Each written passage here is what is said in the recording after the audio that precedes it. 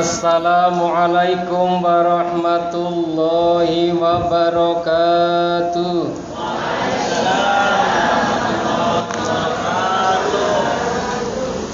Innal hamdalillahi nahmaduhu wa nasta'inuhu wa nastaghfiruh wa na'udzu billahi min shururi anfusina wa min sayyiati a'malina.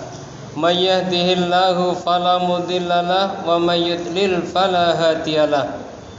Asyhadu an la ilaha illallah wahdahu la syarikalah. Asyhadu anna Muhammadan abduhu wa rasuluh. Allahumma salli ala Muhammad wa ala ali Muhammad. Ya ayyuhalladzina amanu taqullaha haqqa tuqatih wa la tamutunna illa wa antum muslimun. Fa ya ayyuhal hadiruna rahimakumullah, usikum wa nafsi bitaqwallah wa ta'atihi la'allakum turhamun, la'allakum tuflihun. Yang terhormat Direktur atau Pimpinan Rumah Sakit Muhammadiyah Ahmad Dahlan Kota Kediri beserta seluruh jajarannya, dan yang terhormat seluruh keluarga besar, karyawan-karyawati yang mengabdi kepada Allah lewat Rumah Sakit Muhammadiyah Ahmad Dahlan ini, semuanya yang dirahmati Allah. Hadirin wal hadirat rahimakumullah. Marilah bersama-sama para Bapak Ibu kita sampaikan rasa syukur kepada Allah dengan membaca hamdalah. Alhamdulillahi rabbil alamin. Alhamdulillah karena pertolongan Allah, karena keridhaan Allah, kita ditakdirkan bisa ngaji, bisa berkumpul di tempat ini, bisa mencari ilmu, bisa silaturahim. Mudah-mudahan seluruh yang kita lakukan ini menjadi amal ibadah, menjadi amal sholih yang mendapatkan ridho dari Allah Subhanahu wa ta'ala. Sehingga pahala amal ini, satu untuk yang melakukan, yang kedua untuk ibunya, yang ketiga untuk bapaknya, yang keempat untuk suaminya atau istrinya, dan yang kelima untuk keluarganya. Allahumma amin. Shalawatullah wassalamuhu, semoga Allah selalu limpahkan kepada Nabi kita Nabi Muhammad sallallahu alaihi wasallam. Yang ketiga, kita doakan sekali lagi atau terus menerus tempat ini, Rumah Sakit Muhammadiyah Ahmad Dahlan ini beserta seluruh keluarga yang ada di dalamnya, semoga selalu diberkahi, dilindungi oleh Allah Subhanahu wa ta'ala. Amin. Termasuk saudara-saudara kita yang saat ini diberi ujian oleh Allah berupa sakit dan mencari kesembuhan lewat tempat ini, lewat di sini, semoga diberikan oleh Allah kesembuhan yang penuh barokah.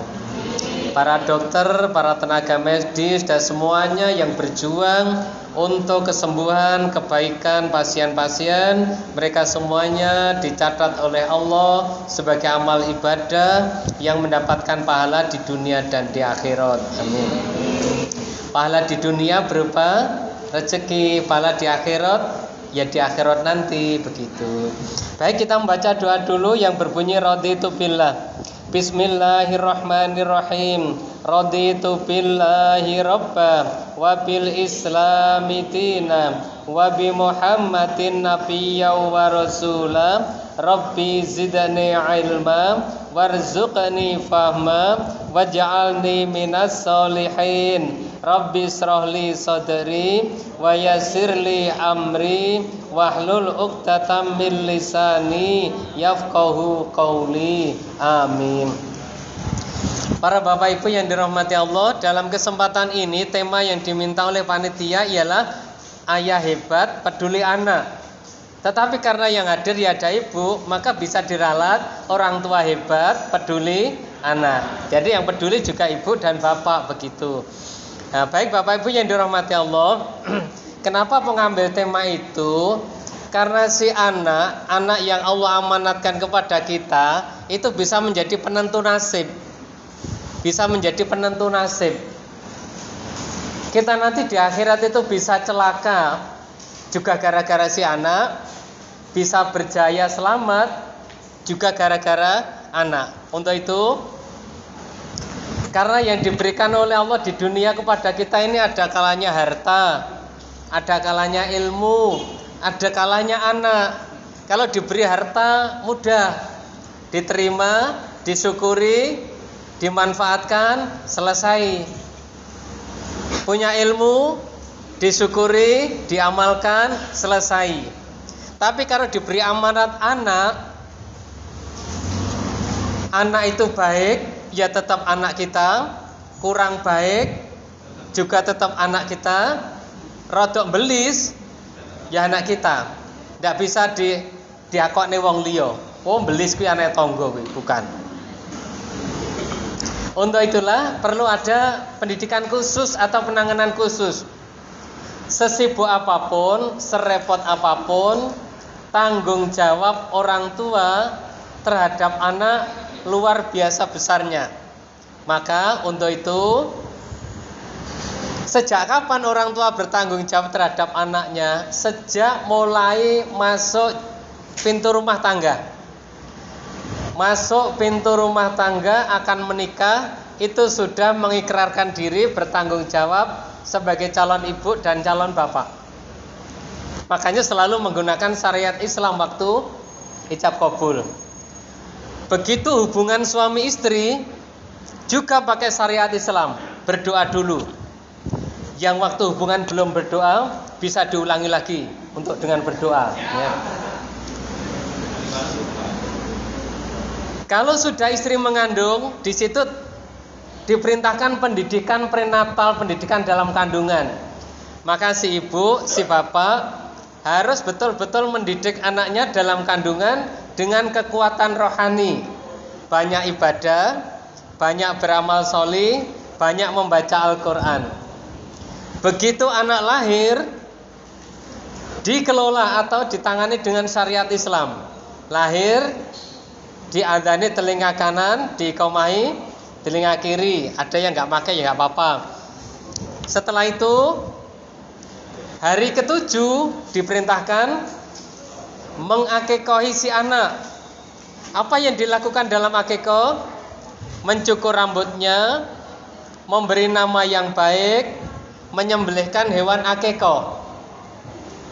Bayi perempuan 1, bayi laki-laki 2. Itu kalau mampu. Kalau tidak mampu, ya hari ke-21. Ulangi, hari ke-14. Kalau hari ke-14 nggak mampu, ya hari ke-21. Kalau nggak mampu, ya semampunya. Mungkin diantara panjenengan dulu waktu lahir oleh orang tua belum diakekoi, karena terbatasnya ilmu, terbatasnya rezeki, terus sekarang teringat pengen mengakekoi dirinya sendiri, boleh. Dan sangat bagus kalau waktu akekoi itu mengundang saya. Nah. Itu semuanya karena dalam rangka melaksanakan syariat Allah. Bapak Ibu, setelah diakekoi, masuk pada usia mulai bisa diajak dialog, anak harus dikenalkan mencintai Nabi Muhammad SAW, cinta Rasul dan keluarganya. Setelah ditanamkan cinta Rasul, makanya kalau di madrasah-madrasah itu ada namanya Syirah Nabawiyah, melalui lagu-lagu, melalui sholawat, itu bagus sekali. Setelah akalnya nyampe, wajib diajari kitab suci Al-Quran. Awas, kemampuan si anak membaca Al-Quran besok dimintai pertanggungjawaban oleh Allah di akhirat nanti. Yang ditanya bukan gurunya, yang ditanya bukan kiainya, tetapi orang tuanya, bapaknya dan ibunya. Kalau bapaknya dan ibunya terbatas ilmunya, terbatas waktunya, terbatas tenaganya, maka si anak ini dipanggilkan guru atau dititipkan kepada guru, ustadz atau kiai, sehingga si anak bisa membaca Al-Quran. Kalau si anak bisa membaca Al-Quran, setiap satu huruf pahalanya 10 untuk anak, 10 untuk ibunya, 10 untuk bapaknya. Tiap satu huruf. Dan Al-Quran itu nanti yang akan membela si anak dan kedua orang tuanya di alam kubur sampai nanti berhasil menjadi penghuni surga. Berikutnya, setelah diajari Al-Quran, wajib diajari sholat.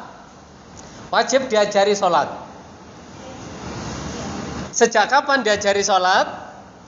Sejak umur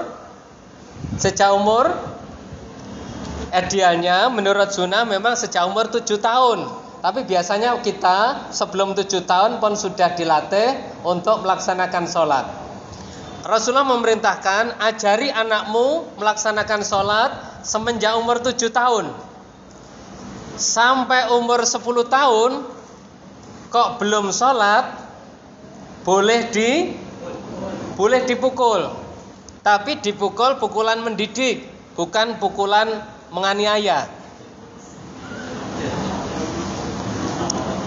Ada satu pertanyaan, mengapa Rasulullah Muhammad SAW membolehkan memukul si anak manakala 10 tahun kok belum melaksanakan sholat? Ini karena Rasulullah menggunakan rentan waktu 3 tahun. Mendidik sholat dalam sehari dididik berapa kali? Harus dilatih 5 kali sehari. Kalau 1 tahun berarti 5 kali 365. Berapa? 5 kali 365. 1825. Dalam 1 tahun si anak dididik sholat kali 1825. 1 tahun. Kalau 3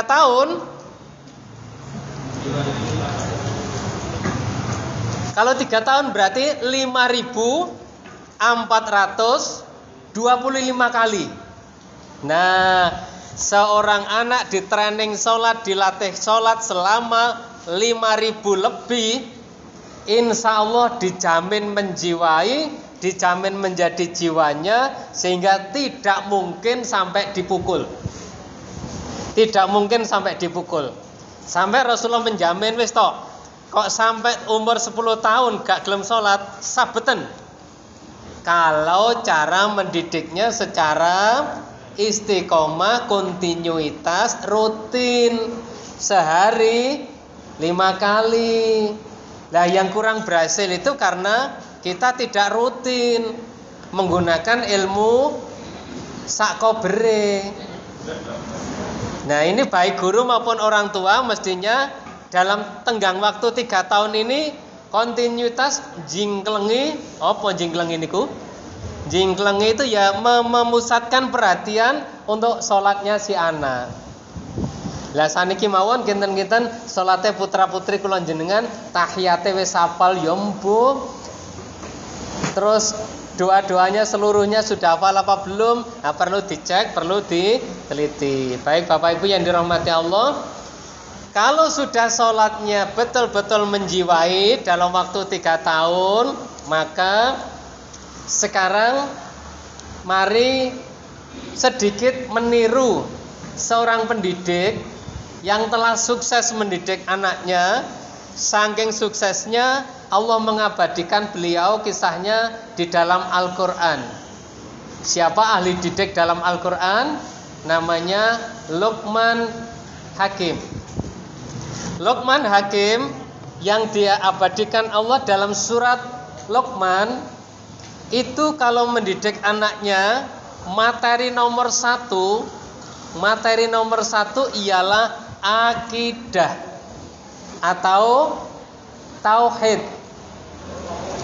Akidah atau tauhid itu materi nomor 1 di Al-Quran. Wa idz qala Luqmanu libnihi wa huwa ya'iduhu. Ingatlah Luqman ketika menasihati anaknya waktu mengajari, ya bunayya la tusyrik billah inna syirka la dzulmun adzim.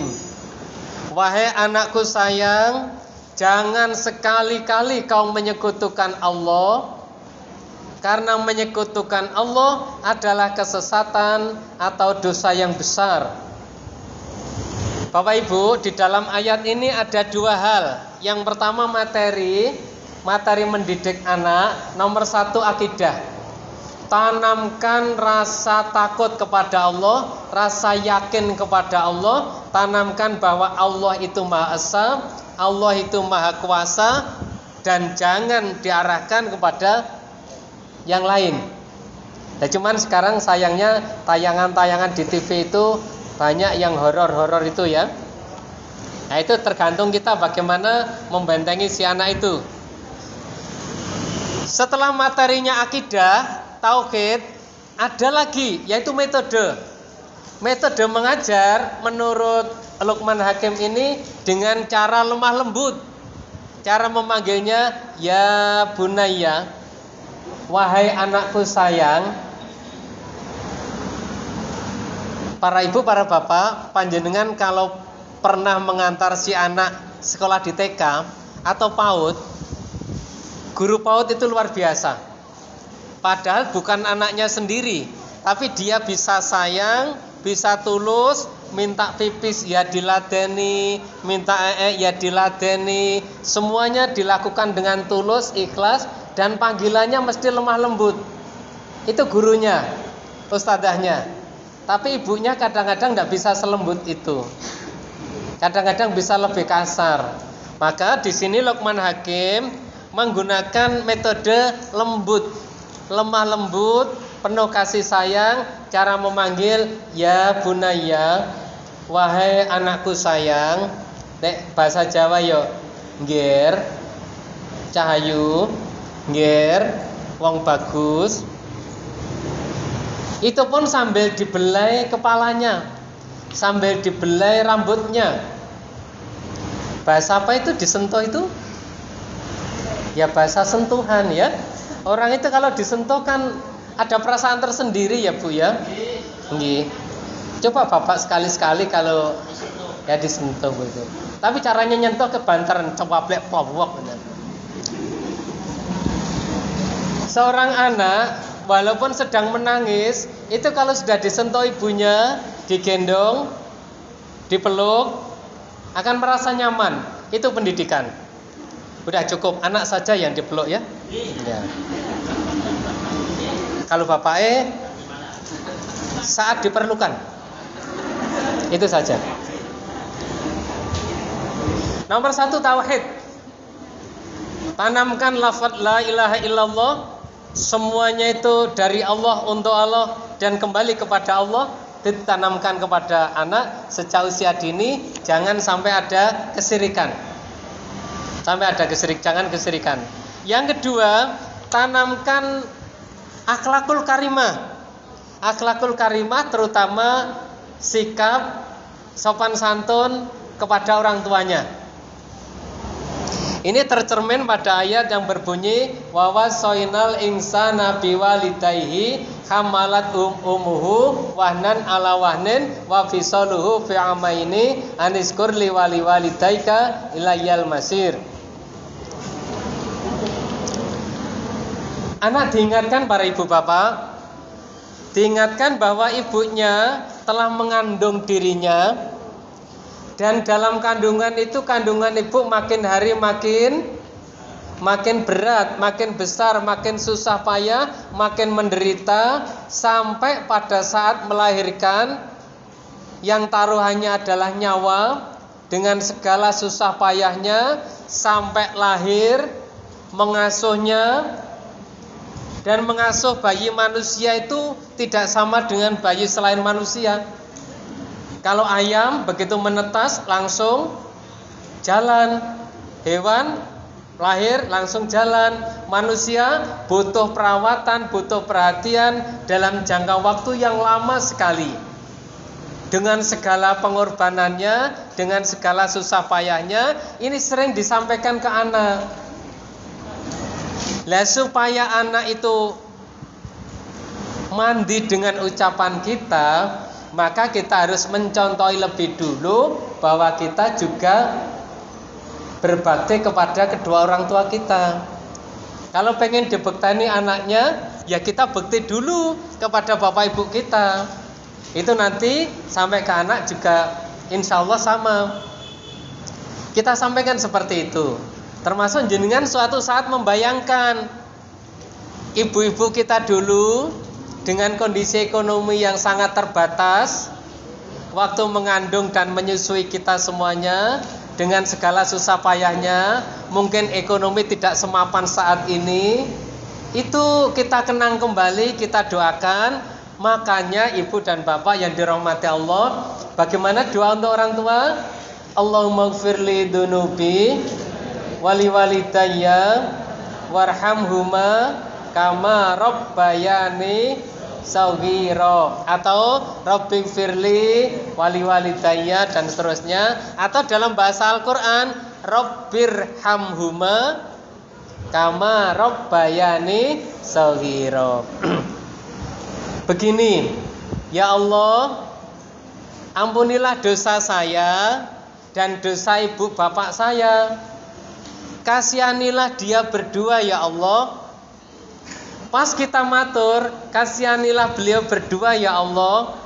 Itu seandainya kita ditanya oleh Allah, seberapa kasih sayang yang kau minta untuk bapakmu dan untuk ibumu? Seberapa? Coba tulis angkanya.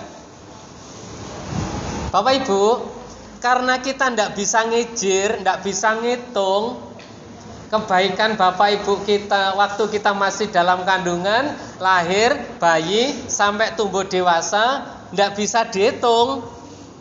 Jumlahnya, besarnya, banyaknya tidak bisa dihitung. Maka kita hanya matur kepada Allah, kama rabbayani shaghira. Kalau ditanya Allah misalnya seberapa besar yang kau minta, kita cuma matur, ini ya Allah, kasih sayangmu yang saya minta untuk bapak ibuku, ya sebanyak, sejumlah, sebesar kasih sayang beliau berdua kepadaku di saat saya masih kecil. Ya seperti itu, yang tidak bisa dihitung. Pengorbanannya, perasaannya, perhatiannya, yang semuanya tidak bisa dihitung, tidak bisa dinilai dengan harta. Maka kita mohon kepada Allah, kama, sejumlah, sebanyak, seperti kasih sayang beliau kepadaku di saat aku masih kecil. Ya seperti itu ya Allah, ya sebanyak itu yang saya mohon untuk beliau. Nah, Bapak Ibu yang dirahmati Allah, di samping doa itu, kita juga diberi kewenangan oleh Allah, ulangi, diberi hak oleh Allah. Setiap amal soleh seorang anak itu akan otomatis menjadi amal soleh bapaknya dan ibunya. Itu makanya jenengan kalau beramal soleh untuk kita jangan sedikit, yang banyak, yang terbaik. Kenapa? Karena pahalanya otomatis mengalir ke bapak ibu kita, baik masih hidup, apalagi yang sudah wafat. Itu. Bapak, bagaimana kalau anaknya meninggalkan sholat? Konon ada kabar, kalau seorang anak tanpa sebab meninggalkan sholat, ya ndak ada udzur, ndak ada sebab, tahu-tahu meninggalkan sholat, maka ia mendapat hukuman dari Allah, sekaligus bapak ibunya juga dapat hukuman. Ini yang paling membahayakan. Semoga kita tidak demikian, tapi justru memberikan sumbangan-sumbangan pahala untuk mendapatkan keridhaan Allah. Baik, apa ini tadi? Menanamkan tauhid. Nomor 2, akhlakul karimah, terutama kepada ibu dan bapak. Disebut birrul walidain. Birrul walidain ini di dalam pilar-pilar agama Islam menduduki urutan kedua. Urutan pertama itu tauhid, urutan kedua birrul walidain. Karena kunci keberhasilan seorang anak itu ada di birrul walidain ini. Walaupun ada wali-wali yang banyak terkenal mendoakan, dibanding doanya ibu dan doanya bapak, masih mustajabah doanya ibu dan bapak. Iya. Makanya kalau sekarang masih punya orang tua, kalau masih punya ibu bapak, sering-seringlah minta doa kepada beliau. Suruh mendoakan. Suruh mendoakan, minta doa sebanyak mungkin, sesering mungkin doa untuk kita dari beliau. Baik. Yang ketiga yang harus diajarkan kepada anak ialah setelah birrul walidain, cara bergaul dengan orang tua manakala ada perbedaan pendapat. Cara bergaul dengan orang tua manakala ada perbedaan pendapat. Ayatnya berbunyi, wa in jahadaka ala antusyrika bi ma laisa laka bi ilmun fala tutihuma wa sahibhuma fid dunya ma'rufa. Jika orang tuamu menyuruh hal yang tidak baik, jangan kau taati, tapi tetap engkau pergauli dengan pergaulan yang sebaik-baiknya. Tidak boleh mentaati yang jelek, tapi tetap bergaul dengan sebaik-baiknya. Saged nggih? Biasanya mantu karo maratuwa kok beda pendapat. Bisa rukun apa ndak? Nah, bisa, harus tetap rukun walaupun beda pendapat. Apalagi mertuanya yang sering kita sebut itu, mertuanya sudah sepuh, sakit-sakitan, nambahnya seminggu pisan plus cerewet. Nah, itu pahalanya luar biasa besarnya. Tuh, tapi tetap kita diperintahkan untuk mempergauli dengan ma'ruf, dengan sebaik-baiknya. Yang berikutnya, Bapak dan Ibu, mendidik anak. Yang keempat, ditanamkan rasa takut kepada Allah. Ditanamkan rasa takut kepada Allah. Ayatnya berbunyi, ya bunayya innaha intaku misqala habbatin min khardalin fatakun fi sakhratin aw fis samawati aw fil ardi ya'ti bi Allah innallaha latifun khabir.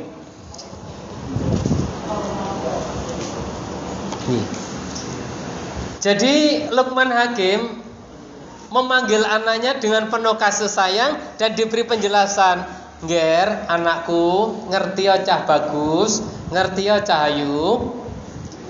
Kalau ada sesuatu yang kecil sekecil biji sawi pun yang tersembunyi di dalam batu atau di atas langit atau di dalam bumi, sungguh Allah Maha mengetahui. Sungguh Allah Maha mengetahui. Dan Allah Maha lembut, Allah Maha halus untuk mengetahui isi hati manusia." Bapak Ibu, di sini Allah membuat perumpamaan permasalahan itu di dalam batu. Sekalipun di dalam batu, Allah tahu. Apa maksudnya di dalam batu? Masalah yang sangat tersembunyi. Walaupun disembunyikan di dalam batu atau di dalam hati, Allah tetap Maha tahu. Bapak Ibu, seandainya semua umat Islam, syukur semua manusia yakin bahwa Allah itu Maha tahu yang lahir dan yang batin, yakin betul dan diamalkan, insya Allah nggak ada kejahatan, nggak ada penyimpangan. Bagaimana mau menyimpang? Wong merasa Allah Maha tahu. Kalau yakin Allah itu Maha tahu, sekaligus memperhatikan dan memberikan hukuman plus balasan, tentu manusia akan hati-hati. Kira-kira bisik-bisik pelan-pelan hanya berdua tok, Allah tahu mboten? Tahu. Jangankan itu, jenengan loh punya pikiran yang kurang bagus, Allah juga tahu. Atau sambil duduk jenengan menyebut ya Allah, ya Rahman, ya Rahim dalam hati, Allah pun tahu dan menyediakan balasannya. Duduk diam jenengan berzikir dalam hati, Allah tahu. Nah, ini ditanamkan kepada anak, sehingga nanti kalau sekolah ya ndak wani ngerpek, ndak wani nyontek. Nah, sekarang ndak ngerpek, ndak nyontek, ndak apa-apa. Uang seluruh soal itu dimasukkan ke aplikasi, sudah keluar jawabannya. Jenis soal apapun sudah seperti itu. Ya tinggal mana siapa yang pinter. Baik Bapak Ibu yang dirahmati Allah, ditanamkan rasa takut. Anakku sayang, masalah kecil di dalam batu, masalah kecil di atas langit, masalah kecil di dalam bumi, itu pun Allah Maha tahu.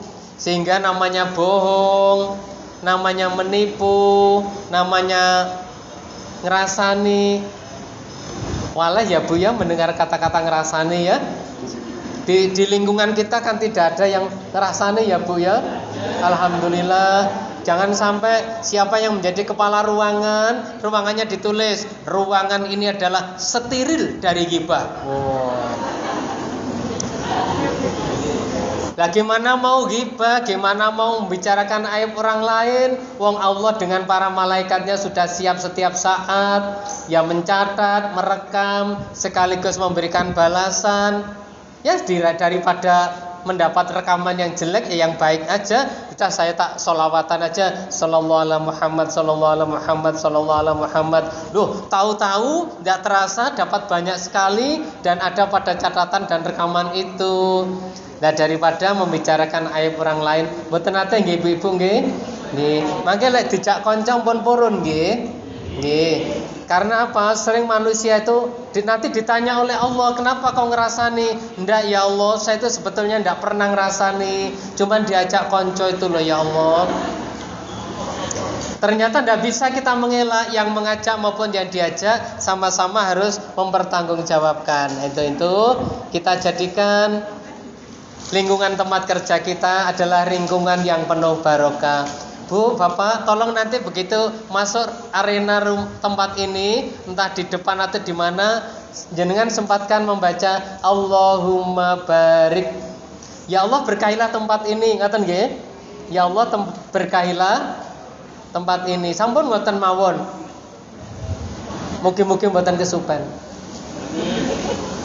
Masuk arena ini, ya Allah berkahilah tempat ini. Sampun ngoten mawon, insyaallah jenengan dapat bagian, seluruh yang ada ini juga dapat bagian. Terus kalau melihat apa saja, sering-seringlah ucapkan hamdalah 3 kali. Alhamdulillah, alhamdulillah, alhamdulillah. Betul.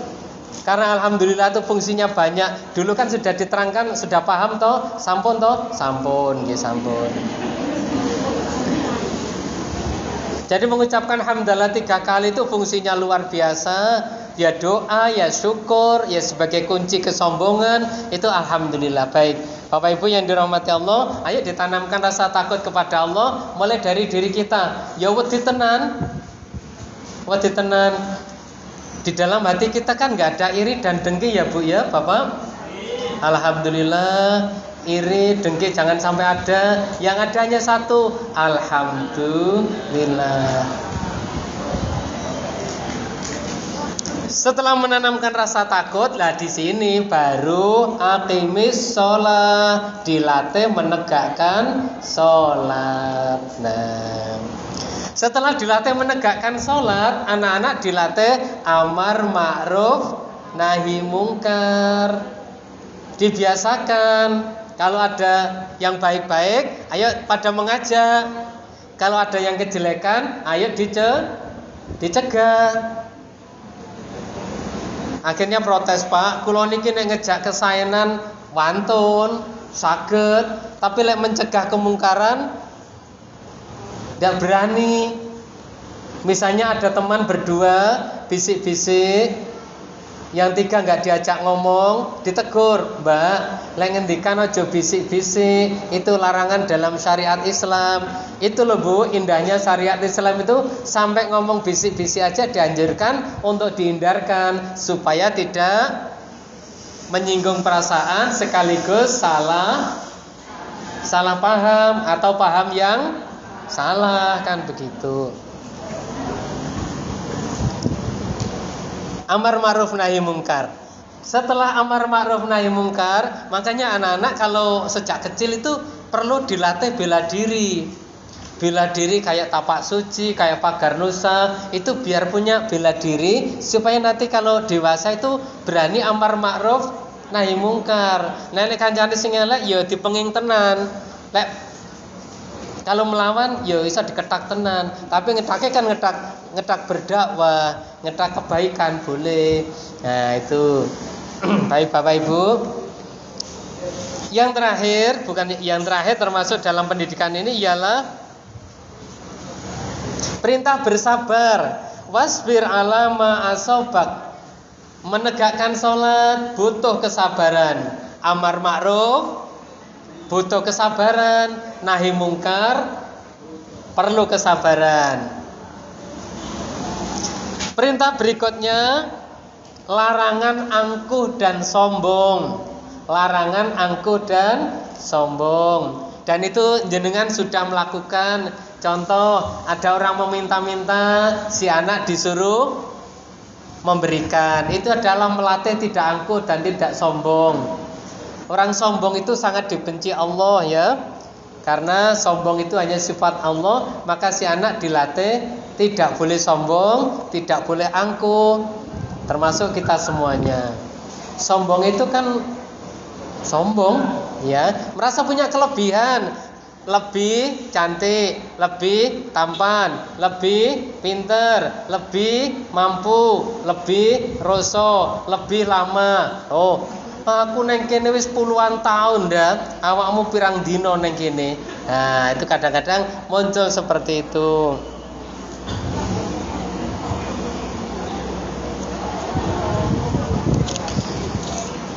Kemudian sekarang tata cara berjalan dan bicara. Kalau berjalan dan bicara, si anak dilatih jangan bersuara terlalu keras.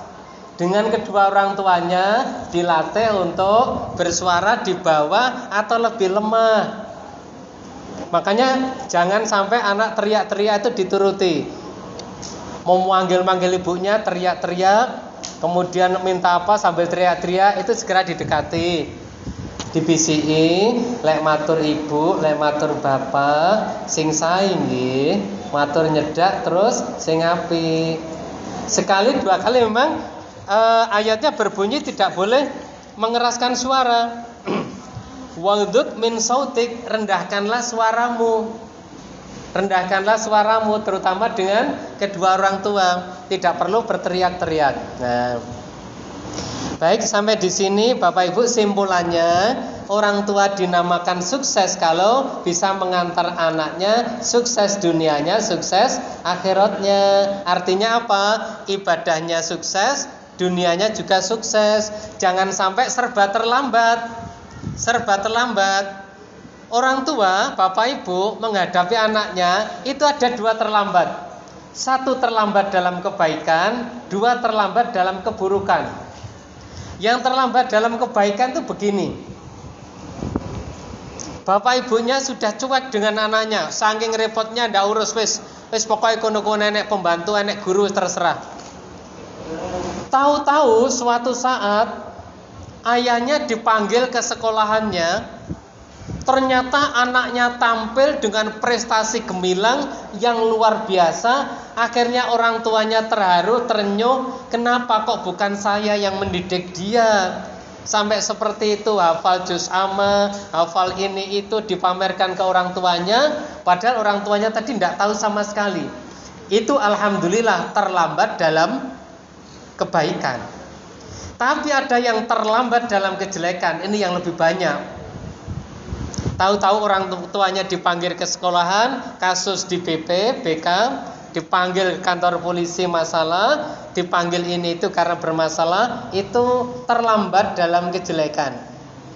Semuanya naudzubillah min dzalik. Yang kebaikan ya semoga jangan terlambat. Artinya orang tua mengikuti perkembangan anak sampai berhasil. Dan untuk kejelekan, sejelek sedikit pun orang tua sudah mengetahui. Sampai di sini Ustaz Puji tadi suruh bertanya ya. Ya. Saya ingin bertanya. Nanti yang ngacung perhatikan sendiri nggih. Yang dibaca oleh Mas Korik tadi itu surat apa? Mas Mbak, itu Mbak Surat Al-Mulk. Betul, alhamdulillah. Nama lain surat Al-Mulk apa? Nama lain surat Al-Mulk apa ya? Surat Tabarok. Nah, sudah loro loh Mas. Door prize-nya berapa ini dibatasi mboten? Ada 4. Ya. Ini kalau begitu ada 4 tinggal 2 ya berarti? Tinggal 2. Saya upayakan 1 Bapak. Tapi 2 sudah di Ibu semua ya tadi ya. Nggih. Coba dari Bapak-bapak. Kalau kita mati putus semua amalan kecuali 3. Ya, 1. Amal jariah. Ilmu manfaat. Anak soleh yang mendoakan. Selamat. Alhamdulillah. Salah satu membentuk anak soleh adalah melalui doa. Tolong lafadzkan salah satu doa untuk anak.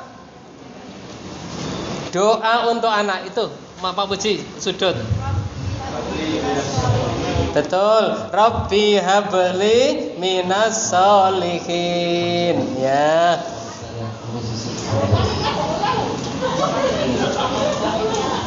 Sudah 2 kali, dapat 2 kali dah. Baik. Pertanyaannya banyak sekali, beberapa, cuman cukup sampai di sini saja. Ganti panjenengan yang tanya. Nggih. Monggo silahkan. Karena saya nggak mau beri door prize, nggak saya tanya ya. Monggo Mbak Bilih. Mungkin diantara panjenengan ada yang pengen konfirmasi, cocokan atau nambah ngurangi, disilahkan. Monggo. Seperti tadi. Mudah-mudahan putra-putri panjenengan termasuk solih-solihah nggih. Nanti kalau ada tanda-tanda kalau rodok bantah, rodok keras wataknya, tolong kalau malam didoakan di dekatnya. Baca Al-Qur'an di dekatnya, banyak berdoa di dekatnya si anak waktu tidur, ya. Itu kekuatan yang luar biasa. Didoain. Kalau dulu saya menyebut dilus-lus badoknya itu loh. Nggih. Badok sinten, Pak? Putranya, nggih, putranya itu dilus-lus begini. Ya, dibelai-belai sambil didoain. Bisanya Al-Fatihah monggo, An-Nas, Al-Falaq monggo, ayat kursi monggo. Sering didoain anak seperti itu. Kalau bapaknya sempat, bapak, kalau nggak sempat, ibu, ya. Pokoknya diusahakan, jangan sampai tidak. Silakan, ini Bapak yang dari sini Pak Puji. Nggih. Betul. Akikah itu tanggungan orang tuanya. Tergade ya. Bayi itu tergade. Yang tebusannya adalah lewat akikah. Berarti kalau diakikahi, kalau belum diakikahi masih tergade. Memang betul, akikah itu adalah tanggungan orang tua, bukan kewajiban ya, tanggungan. Karena hukumnya sunah muakkad. Tanggungan. Kemudian ada hadis yang mengatakan Rasulullah Muhammad SAW mengakikahi dirinya waktu menjadi nabi. Ada hadis begitu, tapi ada yang membantah. Hadis itu lemah, hadis itu tidak seberapa sahih, maka tidak perlu diamalkan. Ada yang begitu. Tetapi dengan inisiatif pengen membersihkan diri, ya Allah, mungkin bapak saya dulu, ibu saya dulu belum mampu mengakikahi saya karena ekonomi belum cukup, ilmu belum nyampe, sehingga saya belum diakikahi. Saya pengen melengkapi akikah itu ya Allah, demi membebas tugaskan orang tua saya yang punya tanggungan itu. Ingin mengharap ridhamu ya Allah untuk bapakku dan untuk ibuku serta untuk diriku. Tidak terlarang. Tidak terlarang, boleh. Tetapi tidak harus. Artinya apa? Pengen melengkapi apa-apa yang dulu belum terlaksanakan oleh bapak kita dan ibu kita. Karena tergade, setiap bayi yang lahir tergade oleh akikahnya. Penebusnya adalah akikah itu tadi. Ulangi, setiap bayi yang lahir adalah tergade, penebusnya adalah akikah. Maka kalau dulu belum diakikahi oleh kedua orang tuanya, ada yang mengatakan kewajiban itu sudah hapus, sudah selesai. Ada yang mengatakan kalau pengen membersihkan dan melengkapi yang belum, itu tidak terlarang. Itu aja nggih. Nanti monggo disimpulkan sendiri.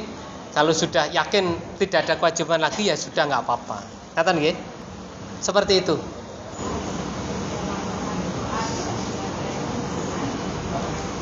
Nggih. Ini Bunda bertanya, bagaimana kewajiban kami terhadap orang tua kami yang sudah wafat?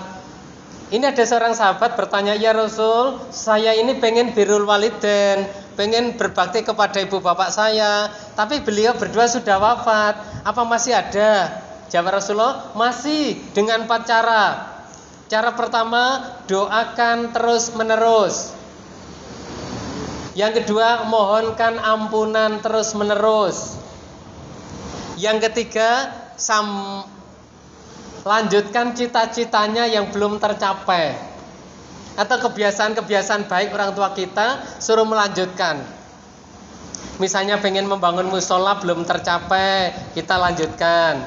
Kemudian kebiasaan-kebiasaan baik dari beliau, bapakku, ibuku dulu, kalau pas panen itu tetangganya diberi, pas hari raya tetangganya diberi. Nah itu dilanjutkan, kebaikan itu tentu semampunya. Yang keempat, sambunglah dengan orang-orang yang dulu punya hubungan dengan orang tua kita, entah saudaranya, kerabatnya, tetangganya, atau gurunya. Kalau gurunya bapak ibu sudah tidak ada, anaknya dari guru itu disambung. Nah itu sunnah Rasul begitu. Tapi yang penting adalah doa dan permohonan ampun terus menerus. Termasuk di dalamnya seluruh amal soleh si anak mohon kepada Allah otomatis menjadi amal soleh kedua orang tua. Ngaten nggih Bu nggih? Nggih, masih ada kesempatan terus ya terus. Monggo, satu pertanyaan lagi, silakan. Masih ada satu, monggo. Silakan yang saya enak. Monggo. Dapat pahala, dapat dompet. Monggo. Kalau sudah begini ini dilematis bagi yang tanya. Aku kira PT kontenan dikira golek door prize. Pinter panitia. Baik, kalau memang sudah tidak ada, merupakan satu kejujuran jamaah tersendiri. Pak Sinten? Nggih. Pertanyaannya sing enteng-enteng mawon nggih.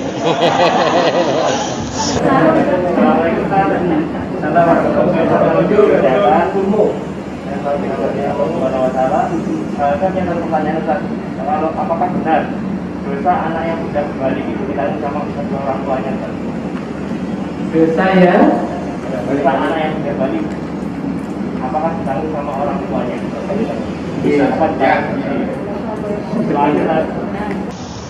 Insya Allah itu maha adil dan Allah itu maha bijak. Insya Allah tidak semua demikian. Jadi kalau seandainya doanya si anak yang sudah balik itu, kita kan sudah balik semua ya ini, terus melakukan dosa, setelah itu orang tua kita nanggung semuanya, tentunya tidak demikian ya, tentunya tidak demikian. Hanya saja tetap ada pertanggungjawaban orang tua. Kenapa kok anaknya sampai nakal seperti itu, sampai berbuat dosa seperti itu, utamanya meninggalkan sholat itu. Insya Allah berdasarkan itu ayat wala taziru waziratu wizra ukhra. Jadi seseorang tidak akan menanggung dosa orang lain, terutama anak yang sudah balik, sudah dewasa. Itu tugas orang tua sebetulnya sudah lepas karena sudah dewasa. Nah itu kalau berhubungan dengan dosa ya ditanggung sendiri. Cuman ada rentetannya, dosanya si anak ini disebabkan kelengahan orang tua apa tidak begitu. Insya Allah secara detail Allah sendiri yang tahu, tapi secara rasional ya, kalau sudah dewasa, sudah balik, sudah bisa membedakan yang baik ya dan yang buruk, insya Allah karena keadilan Allah akan ditanggung dirinya sendiri. Insya Allah itu. Ngaten mawon nggih? Nggih detailnya semoga-moga aja dadi muga-muga di antara anak cucu kita jangan sampai ada yang seperti itu. Ngaten nggih? Nggih. Selamat untuk mendapatkan door prize terakhir. Baik para Bapak Ibu, kekuatan tertinggi adalah pertolongan Allah. Untuk itu jangan lupa setiap segala sesuatu harus diawali dan diakhiri dengan doa ya. Kita memohon kepada Allah untuk kemudahan, keberkahan khususnya bagi Bapak Ibu mendidik putra-putrinya sehingga berhasil menjadi putra-putri yang solih dan solihah. Amin. Bismillahirrahmanirrahim. Alhamdulillahirabbil alamin. Allahumma salli ala Muhammad wa ala ali Muhammad. Hamdan syakirin hamdan na'imin. hamdan yuwafi ni'ama wa yukafi mazida. Ya Rabbana lakal hamdu kama yanbaghi li jalali wajhika wa 'azimi sultanik. Allahumma ighfir lana wa liwalidayna warhamhum kama rabbayana shighara. Rabbi habli minas solihin. Rabbi habli minas solihin. Rabbi habli minas solihin. Rabbana hab lana min azwajina wa dzurriyyatina qurrata a'yun waj'alna lil muttaqina imama. Rabbana taqabbal minna salatana wa siyamana wa ruku'ana wa sujudana wa tasbihana wa tadarru'ana wa jami'a ibadatana. Rabbana taqabbal minna innaka antas samiul alim wa tub 'alaina innaka antat tawwabur rahim. Rabbana atina fid dunya hasanah wa fil akhirati hasanah wa qina adzabannar. Subhana rabbika rabbil izzati amma yasifun wa salamun alal mursalin walhamdulillahi rabbil alamin. Amin. Hadirin para bapak ibu yang saya hormati, bobile kalau wau wonten ucapan kula ingkang kirang sae, kula nyuwun agunging pangapunten. Matur suwun, nasrum minallah wa fathun qarib wa basyiril mukminin. Assalamualaikum warahmatullahi wabarakatuh.